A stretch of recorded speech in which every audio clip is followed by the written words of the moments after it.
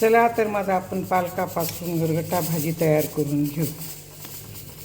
तुम्हाला जर माझा पूर्ण व्हिडिओ पाहायचा असेल, हे शॉर्ट व्हिडिओमध्ये जर पूर्ण व्हिडिओ पाहायचा असेल तर शॉर्ट व्हिडिओच्या खाली त्रिकोण येते, त्या त्रिकोणाला दाबून माझा पूर्ण ह्या भाजीचा व्हिडिओ बघू शकता। हॅलो फ्रेंड, माकी रसोईमध्ये आपले खूप खूप स्वागत आहे। आज मी ना हे पालक गरगट्टा भाजी करणार आहे। हो का, पालक स्वच्छ धुवून चिरून ठेवला आहे बारीक बारीक। इथं सगळं साहित्य ठेवलं आहे। हो का, हे बेसन आहे, बेसनाचं पीठ टाकलं म्हणजे भाजीला थोडा जाडसपणा येते आणि चवीला भाजी खूप छान लागते। हे शेंगदाणे, तुमच्याकडे कच्चे शेंगदाणे नसले भिजवलेले तर भाजलेले शेंगदाणेसुद्धा तुम्ही शिजवताना टाकले तर चालते। हे चना डाळ आहे, चना डाळऐवजी तुरी डाळऐवजी मूग डाळ टाकली तरीसुद्धा चालते। आपल्याकडे चना डाळ नसतील खातर मूग डाळ भिजवून टाकायची आणि असं कुकरमध्ये शिजवून घ्यायचं अगोदर। आता हे का लसूण आहे, 10 ते 15 पाकळ्या लसणाच्या आहेत।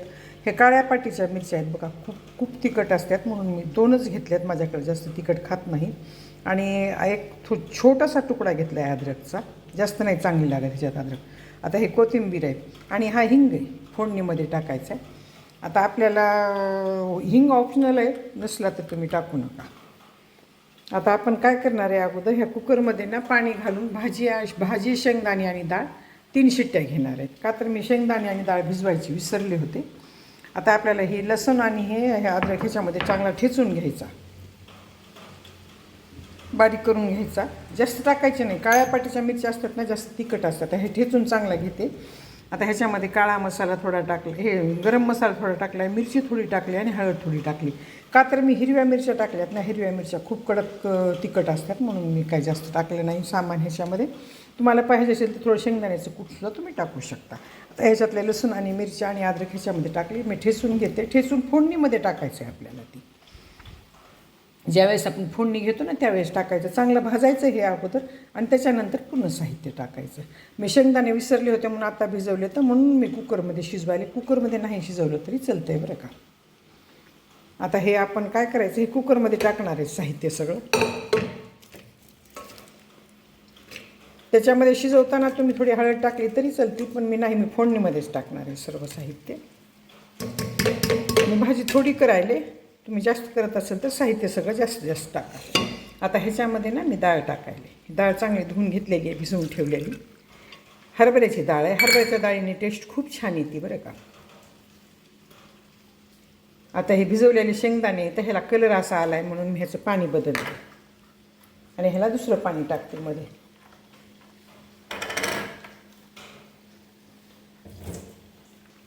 हो का, ह्याच्यामध्ये शेंगदाणे टाकायला,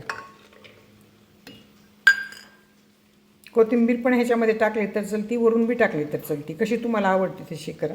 नसली कोथिंबीर तर ऑप्शनल आहे, कोथिंबीरसुद्धा नाही टाकली तर चलते, का तर ह्याला ना लसणाचा आणि मिरचीचा स्वाद खूप छान येतो आणि खूप टेस्टी होती बरं का। ह्याच्यामध्ये हे भिजल एवढंच पाणी टाकायचं आहे। मला 2 ते 3 माणसाचीच करायची म्हणून मी थोडी करायले, भिजल एवढंच पाणी टाकायचं, जास्त पाणी टाकायचं नाही।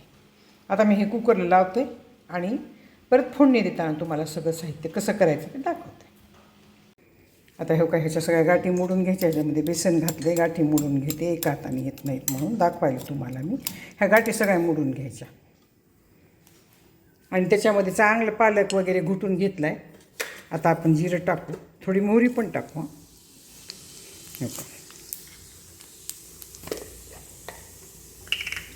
थोडा हिंग टाकायचा, पचायला चांगलं असते ते पीठ, बेसनाची ते बेसन पीठ आणि त्याच्यामध्ये हरभऱ्याची डाळ आहे ना। आता ह्याच्यामध्ये हिंग टाकायचा आहे आपल्याला थोडा, आधी लसण आणि हिरवी मिरची भाजून घेऊ आणि नंतर हिंग टाकू, हिंग जळून जाते, हिंगाला सुगंध येत नाही पुन्हा चांगला।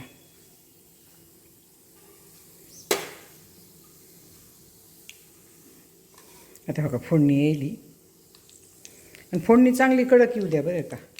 फोडणी जर चांगली नाही आली तर कोणतीच भाजी चांगली लागत नाही। आणि आपल्याला ह्याच्यात थोडंसं पुरेसं पाणी टाकून घ्यायचं आहे, का तर पाणी गरम झालं की मग ते टाकायचं आपल्याला त्याच्यामध्ये। गरम पाण्याची फोडणी चांगली लागते। हे चांगलं भाजून घ्यायचं बरं का, हिरवी मिरची आणि लसूण चांगला भाजायचा अगोदर, त्याने खमंग फोडणी लागते। दुसऱ्या भाजीला तर मी वरून टाकल्या लसूण कुठून तरी चालतंय, पण ह्या भाजीला खमंग फोडणीची लसणाची फोडणी लागली ना की भाजी खूप टेस्टी लागते. भाकरीबरोबर खायची असली तर थोडी पातळ करा, भाताबरोबर खायची असली गरगट्टा भाजी तर थोडी जाड करा. मला भाकरीबरोबर पण खायची, भाताबरोबर खायची, मी मध्यम करणार आहे गरगट्टा भाजी.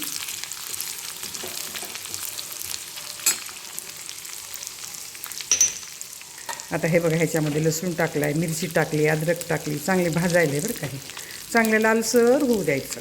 गोल्डन कलरवर झालं की मग त्याच्यामध्ये पाणी टाकायचं. थोडं पाणी टाकलं ना की त्या भाजीला पाणी गरम करून घेणं लागत नाही. परत ती पाणी उकळलं की त्याच्यामध्ये ती भाजी टाकायची.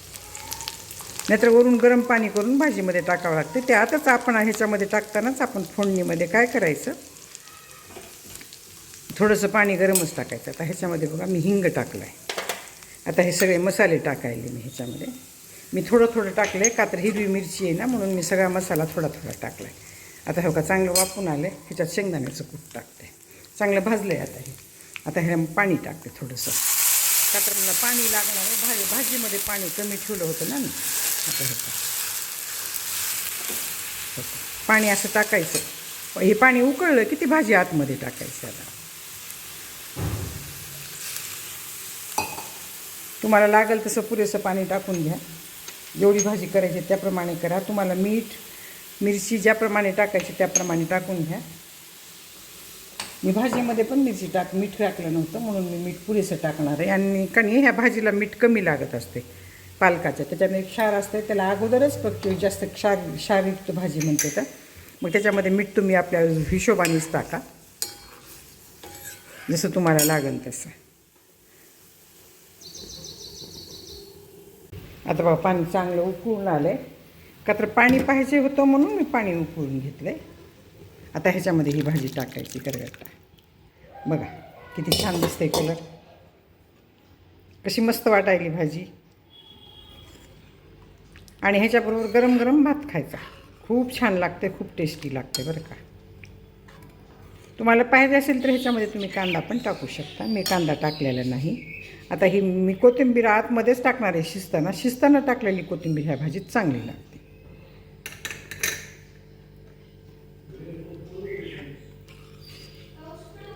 शेंगदाणे आणि डाळीने ह्याला चव खूप चांगली येते म्हणून मी हरभऱ्याची डाळ टाकली. तुरीची टाका, मुगाची टाका, कोणती पण डाळ टाकलेली चांगली लागते. हे ताकातली भाजी पण खूप छान लागते. मी तुम्हाला एक दिवशी करून दाखवीन ताकातली भाजी. आता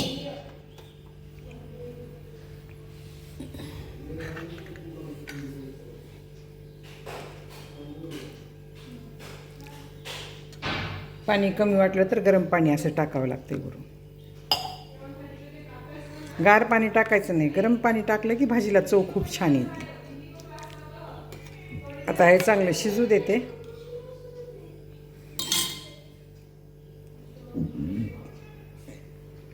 मी हिरवी मिरची होती म्हणून लाल मिरची कमी टाकली. तुमच्याकडे जर तिखट खात असतील तर तुम्ही तिखट पण करू शकता. माझ्याकडे थोडं तिखट कमी खातात. आमच्याकडे लहान मुलं आहे आणि आम्ही पण सगळे तिखट कमी खातो. आमच्याकडे तिखट जास्त चलत नाही. आता हे बघा रट शिजून चांगली भाजी तयार होती. आता बघा भाजी उकळून आली. आता